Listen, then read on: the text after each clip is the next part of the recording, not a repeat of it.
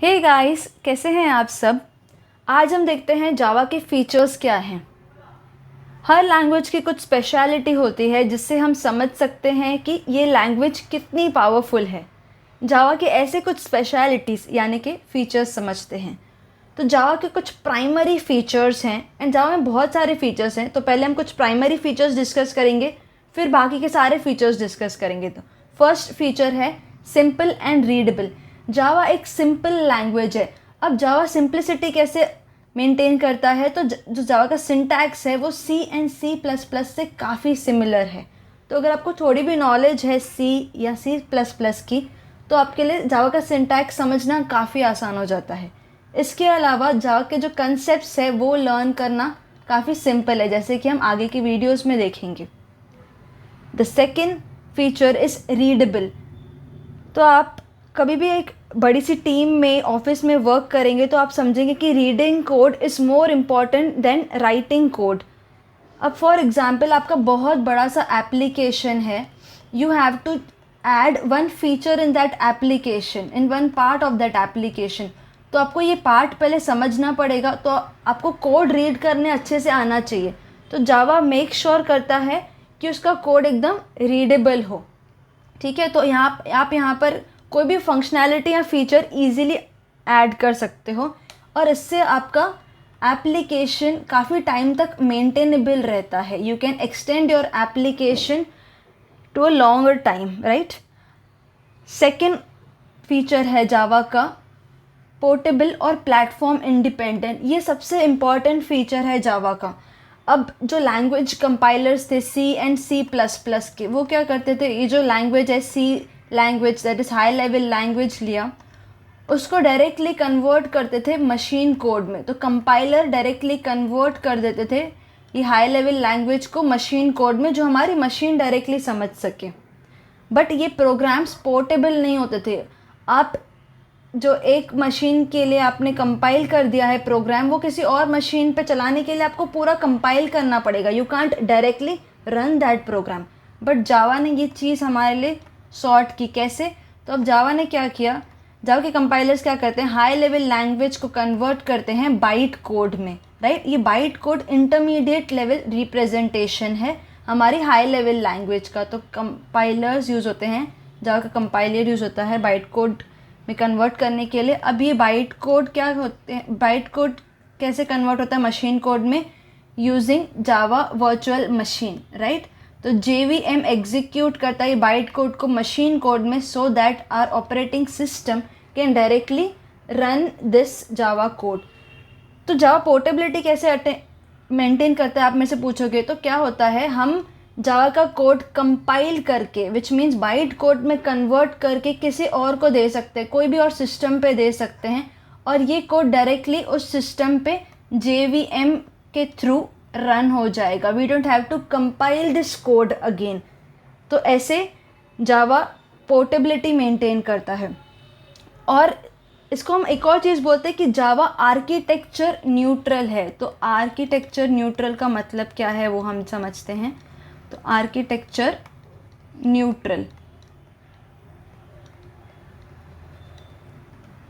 अभी architecture neutrality जावा attain करता है कैसे, तो जावा के कंपाइलर्स जो हैं, आपको मैंने बताया बाइट कोड जनरेट करते हैं, और ये जो बाइट कोड है उसके लिए कोई मशीन एग्जिस्ट नहीं करती है, वो वर्चुअल मशीन से रन होते हैं, राइट। तो जो जावा की वर्चुअल मशीन है ये कोई फिज़िकल मशीन नहीं है, ये मशीन हमारे कंप्यूटर मेमोरी में एग्जिस्ट करती है। ठीक है, इसके लिए हम जावा को आर्किटेक्चर न्यूट्रल भी कहते हैं, क्योंकि इसको रन करने के लिए कोई आर्किटेक्चर नहीं चाहिए होता है, राइट। और ये रन किसके थ्रू होते हैं, JVM में JIT which is just in time हमारा इंटरप्रेटर रहता है, उसके थ्रू ये byte code to machine code में कन्वर्ट होता है। ओके, तो इसको हम एक बार एनिमेशंस के ज़रिए समझ लेते हैं। तो बेसिकली अब आपके पास एक प्रोग्राम है hello world डॉट जावा, ठीक है। आप ये hello world dot Java compiler को देते हो, आपने इसको जावा कंपाइलर को दिया। अब जावा कंपाइलर क्या करेगा, ये प्रोग्राम को कन्वर्ट करेगा बाइट कोड में। बाइट कोड जनरेट करता है डॉट क्लास फाइल, जब हम प्रोग्राम्स एग्जीक्यूट करेंगे, जब हमारा पहला प्रोग्राम हम रन करेंगे, तब हम देखेंगे कि ये जो डॉट क्लास फाइल बनती है वो इसी फोल्डर में बनती है जहाँ पर हमारा हेलो वर्ल्ड डॉट जावा है, और ये डॉट क्लास फाइल में बाइट कोड प्रेजेंट होता है। ठीक है, अब आपके पास बाइट कोड है, ये बाइट कोड कोई भी मशीन पे आप रन कर सकते हो। अब फॉर एग्ज़ाम्पल ये एक विंडोज़ मशीन है, या फिर लिनक्स मशीन है, या फिर मैक ओएस है। ये बाइट कोड अगर आपने किसी और मशीन में दे दिया तो उसका जो JVM है उस मशीन का, ये बाइट कोड को ईजिली कन्वर्ट कर सकता है मशीन कोड में। आपको सेम आउटपुट तीनों सिस्टम्स में दिखेगा, तीनों ऑपरेटिंग सिस्टम्स में सेम आउटपुट दिखेगा। तो इसकी वजह से जावा हमारा पोर्टेबल या फिर प्लेटफॉर्म इंडिपेंडेंट बन जाता है। प्लेटफॉर्म इंडिपेंडेंट मीन्स वो कोई भी प्लेटफॉर्म पे रन हो सकता है सेम जावा का कोड, करेक्ट। तो नेक्स्ट फीचर हम देखते हैं वो है सिक्योर। तो जावा काफ़ी सिक्योर है। अभी सिक्योर कैसे बनाते हैं, आपने यहाँ पर देख लिया कि जो भी आपके जावा के प्रोग्राम्स हैं वो रन कहाँ होते हैं, JVM में रन होते हैं। तो JVM में जब भी आप प्रोग्राम को रन करते हो वो चेक करता है कि इसमें कुछ प्रॉब्लम तो नहीं है, इसमें ऐसा कुछ क्वेश्चनेबल थिंग्स तो नहीं हो रहे हैं। For example writing into a different file, या फिर कुछ वायरस प्रेजेंट होना। तो JVM ये सब चेक करता है। फॉर एग्जांपल आपने इंटरनेट से एक एप्लीकेशन डाउनलोड किया, राइट, तो आप ये एप्लीकेशन को इंस्टॉल करते हो करेक्ट आपके सिस्टम पे। तो ये इंस्टॉल होने के टाइम पे JVM चेक करता है कि इसमें कुछ क्वेश्चनेबल थिंग्स या कोई वायरस प्रेजेंट तो नहीं है।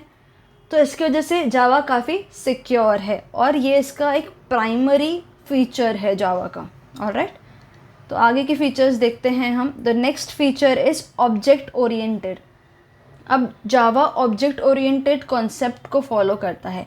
इसका मतलब क्या है, सारे प्रोग्राम्स जावा के क्लासेस एंड ऑब्जेक्ट से बनते हैं। तो ये टर्म्स समझने से पहले हम एक सिंपल सा एग्जाम्पल कंसिडर करते हैं। तो आपके घर पे टीवी रिमोट होगा, करेक्ट। अब टीवी रिमोट का कुछ एट्रीब्यूट्स रहेगा, मतलब कुछ प्रॉपर्टीज़ रहेगा, राइट। अभी टीवी रिमोट की प्रॉपर्टीज़ क्या क्या हो सकती है, कलर, वेट, साइज़, और इस टीवी रिमोट के कुछ फंक्शंस होंगे जो ये परफॉर्म कर सकता होगा। फॉर एग्जांपल टीवी रिमोट के थ्रू आप पावर ऑन कर सकते हो, पावर ऑफ कर सकते हो, वॉल्यूम अप कर सकते हो, चैनल चेंज कर सकते हो, एक्सेट्रा, राइट। तो ये सब क्या है, इसके फीचर्स हैं, राइट। फीचर्स मीन्स इसके कुछ मेथड्स हैं। तो ये जो रिमोट कंट्रोल है वो एक ऑब्जेक्ट है। इस ऑब्जेक्ट के पास कुछ एट्रीब्यूट्स हैं, एट्रीब्यूट्स मतलब प्रॉपर्टीज़, एंड कुछ फंक्शंस हैं, राइट, कुछ मेथड्स हैं। तो क्लास बेसिकली इन्हीं दोनों से बनता है, ठीक है। अब क्लास क्या है ये देखते हैं। क्लास ये एक बेसिकली टेम्पलेट है हमारे ऑब्जेक्ट का। मतलब हमारा जो भी ऑब्जेक्ट है यहाँ पर इन दिस केस टीवी का रिमोट कंट्रोल, तो क्लास क्या है, इस ऑब्जेक्ट का टेम्पलेट या फिर ब्लूप्रिंट है, ठीक है। एंड सिंपल टर्म्स में हम बोल सकते हैं ऑब्जेक्ट क्या है, ऑब्जेक्ट ये इंस्टेंस ऑफ अ क्लास है। इंस्टेंस का सिंपल मतलब है एक एग्जाम्पल है, समझो एक इंस्टेंस है ऑफ दैट क्लास, ठीक है। तो ये आपने समझ लिया बेसिक टर्म्स में कि क्लास क्या है, ऑब्जेक्ट क्या है। इसको हम प्रॉपरली अपने अपकमिंग वीडियोस में देखेंगे। अभी के लिए आप इतना समझ लीजिए, जो भी सारे ऑब्जेक्ट ओरिएंटेड के कॉन्सेप्ट्स हैं वो जावा फॉलो करता है, और उसकी वजह से सारे प्रोग्राम्स हैं वो मैनेज होते हैं यूजिंग क्लास एंड ऑब्जेक्ट्स, ठीक है। नेक्स्ट फीचर है जावा का रोबस्ट। अभी रोबस्ट का मतलब क्या होता है, रोबस्ट का मतलब ये स्ट्रॉन्ग है। जावा काफ़ी स्ट्रॉन्ग एंड स्टर्डी है। अब जावा इतना स्ट्रॉन्ग एंड स्टर्डी कैसे बना है ये हम समझ लेते हैं। तो जावा आपको पता है इंटरनेट पे कुछ भी आप डाउनलोड कर सकते हो, तो वो जावा का एक प्रोग्राम हो सकता है। तो इंटरनेट पे जब भी हम कुछ भी डाउनलोड करते हैं, अपलोड करते हैं, तो we have to make sure कि वो रिलायबल हो, ठीक है, वो क्रैश नहीं हो जाए। फॉर एग्ज़ाम्पल आपने कोई भी डाउनलोड किया ऑनलाइन कुछ सॉफ्टवेयर और वो चालू होते ही क्रैश हो गया, we don't want that, right. इसके लिए जावा मेक श्योर करता है कि उसके जो एप्लीकेशन से इजीली क्रैश नहीं हो, और उसके लिए वो क्या करता है, कोड कंपाइल टाइम पे भी चेक करता है और रन टाइम पे भी चेक करता है। मैंने आपको बताया कि रन टाइम पे जेवीएम चेक करता है फिर से कि कुछ प्रॉब्लम तो नहीं है उस कोड में, ठीक है। और एक और रीज़न है जिसकी वजह से हमारा कोड रोबस्ट बनता है, वो है garbage collection for unused objects. तो आपने जब प्रोग्राम लिखा या रन किया तो कुछ ऑब्जेक्ट्स बनते हैं, राइट, और कुछ टाइम के बाद वो ऑब्जेक्ट्स अनरिक्वायर्ड हो जाते हैं। तो ऐसे ऑब्जेक्ट्स को जावा ऑटोमेटिकली डिलीट करता है, तो हमारी मेमोरी बराबर से मैनेज होती है। अगर बराबर से मेमोरी मैनेज नहीं होती तो हमारा सिस्टम क्रैश हो सकता है, राइट। एंड एक और चीज़ जावा करता है जिसकी वजह से जावा के सारे प्रोग्राम्स रोबस्ट होते हैं, वो है प्रॉपर एक्सेप्शन हैंडलिंग। तो जब भी कुछ प्रॉब्लम होती है वो कंपाइल टाइम पे या रन टाइम पे प्रॉपर एक्सेप्शन के थ्रू बताता है हमको कि ये प्रॉब्लम है आपके सिस्टम में, तो इसको ठीक करो, फिर ही आपका प्रोग्राम रन होगा, ठीक है। तो इसकी वजह से सिस्टम क्रैश नहीं होता है easily. The next feature of Java is compiled and interpreted. तो जावा ये एक कंपाइल्ड एंड इंटरप्रेटेड लैंग्वेज है। काफ़ी सारी जो दूसरी लैंग्वेजेस है वो आइदर सिर्फ कंपाइल होता है, उसमें कंपाइलेशन स्टेप होता है, या सिर्फ इंटरप्रिटेशन स्टेप होता है। बट जावा में ये दोनों स्टेप्स है, कंपाइलेशन एंड इंटरप्रिटेशन। तो फर्स्ट स्टेप में क्या होता है, कंपाइलेशन स्टेप में आपका जो प्रोग्राम है कन्वर्ट होता है बाइट कोड में यूजिंग जावा कंपाइलर। तो Java compiler translates Java source code into byte codes. The second stage is interpretation. Interpretation में क्या होता है, अभी हमारे पास बाइट कोड है और वो इंटरप्रेट होता है एंड कन्वर्ट होता है मशीन कोड में।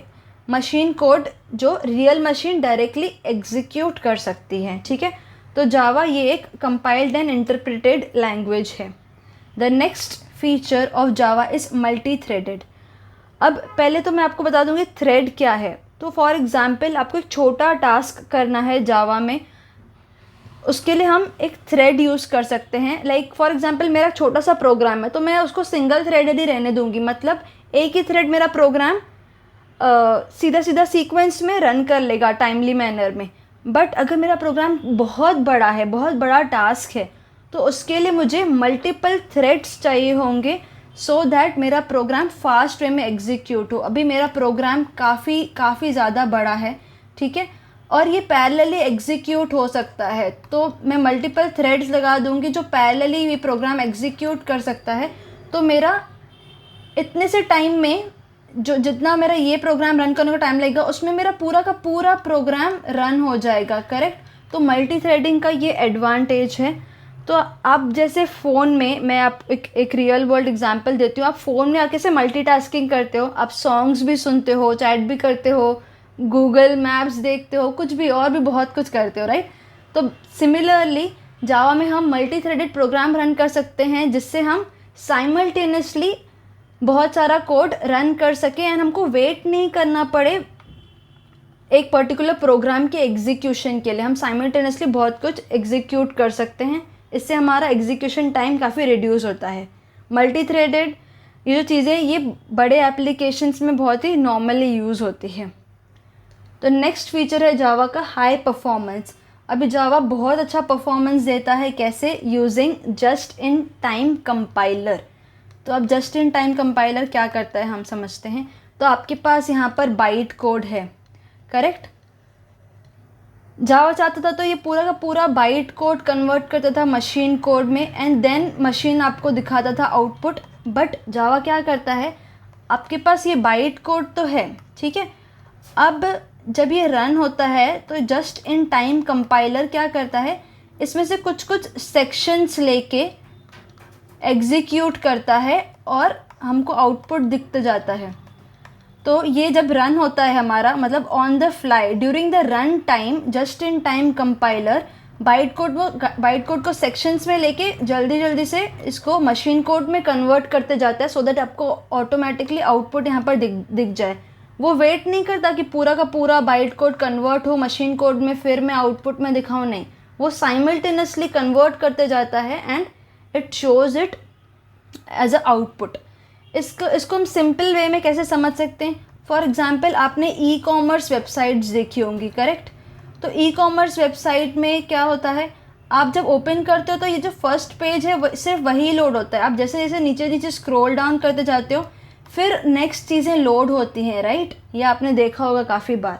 तो सिमिलर वे में जस्ट इन टाइम कंपाइलर भी वही करता है। तो इनिशियली वो एक सेक्शन रन कर लेता है और हमको प्रोग्राम का आउटपुट दिखाना शुरू कर देता है। जैसे जैसे प्रोग्राम का आउटपुट आपको दिखता है और नेक्स्ट सेक्शंस एग्जीक्यूट होते जाते हैं, ठीक है। तो इसकी वजह से जावा हाई परफॉर्मेंस देता है, वो एकदम फास्ट एग्जीक्यूट होता है। तो उसको एक बार फिर से देख लेते हैं। तो Java provides just in time compiler which is built into JVM, और JIT क्या करता है, बाइट कोड को सेक्शन में कन्वर्ट करता है into machine language so that हमारा प्रोग्राम फास्ट एग्जीक्यूट हो। और ये कब करता है, ऑन द फ्लाई कन्वर्ट करता है। On the fly means run time के दौरान ही कन्वर्ट करता है। और ये जो नेटिव मशीन लैंग्वेज कोड है कहीं स्टोर नहीं होता, सीधा हमको आउटपुट उसका मिल जाता है, ठीक है। The next feature of Java is distributed. अब जावा मेनली डिज़ाइन हुआ है इंटरनेट पे कुछ भी एप्लीकेशन शेयर करने के लिए, बनाने के लिए, तो वो डिस्ट्रीब्यूटेड एनवायरनमेंट के लिए ही बनाया गया है। तो बेसिकली डिस्ट्रीब्यूटेड मीन्स क्या हुआ, जब वो रन करता है वो लाइब्रेरीज वगैरह कुछ लेके आ सकता है directly from the internet and load it and give you the output. इसके लिए हम बोल सकते हैं कि जावा एक डिस्ट्रीब्यूटेड लैंग्वेज है। The next feature of Java is dynamic. अब जावा एक डायनामिक लैंग्वेज है क्योंकि it is capable of linking new classes, libraries, methods and objects. अब इसका मतलब क्या है, रन टाइम पे कुछ ऐसी चीज़ें हैं जो रन टाइम पे पता चलेगी कि ये पार्ट एग्जीक्यूट करना है या नहीं मुझे इस कोड का, या फिर कुछ तो हम काफ़ी सारी चीज़ें आगे पढ़ेंगे। One of them is like dynamic polymorphism. तो उसमें क्या होता है, बेसिकली हमारे जो ऑब्जेक्ट्स होते हैं वो रन टाइम पे पता चलता है कि ये ऑब्जेक्ट किस टाइप का है, किस क्लास को बिलोंग करता है, तो मैं ये ऑब्जेक्ट की कौन सा मेथड रन करूँ इस ऑब्जेक्ट के थ्रू। तो बेसिकली जो लिंकिंग है वो रन टाइम पे डिपेंड करती है यूज़र के रिस्पॉन्स पे। इसके लिए हमको पता चलता है कि ये कोड एग्जीक्यूट करना है या नहीं करना है। इसके लिए जावा एक डायनामिक लैंग्वेज है and it also supports dynamic compilation. Now the next feature of Java is conservative and backward compatible. अब कंजर्वेटिव क्या हुआ, जावा जो भी अपने न्यू फीचर्स निकालता है ना, काफ़ी सोच के निकालता है, और ऐसे वो कोई फीचर नहीं निकालता है जिसकी वजह से जो लास्ट रिलीजेस में निकाला है वो कुछ ब्रेक हो। Java tries to move very slowly and in a simple way कि जो डेवलपर्स हैं उनको इजीली समझ भी आ सके और वो न्यू फीचर्स को इजीली डेवलप कर सके और अपनी प्रोडक्टिविटी को इंक्रीज़ कर सकें। एट द सेम टाइम जो पुराने एप्लीकेशंस हैं वो बैकवर्ड कंपैटिबल हो, वो ब्रेक नहीं होने चाहिए, करेक्ट।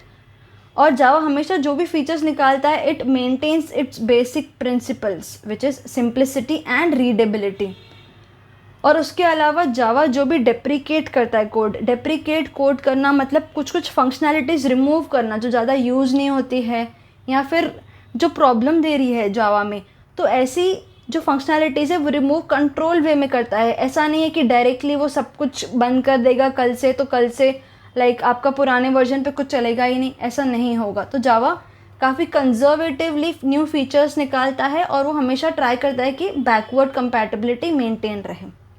तो ये सारे हैं फीचर्स ऑफ जावा। अगर आपको समझा हमारा ये वीडियो तो प्लीज़ लाइक एंड शेयर ज़रूर करना and don't forget to subscribe my channel.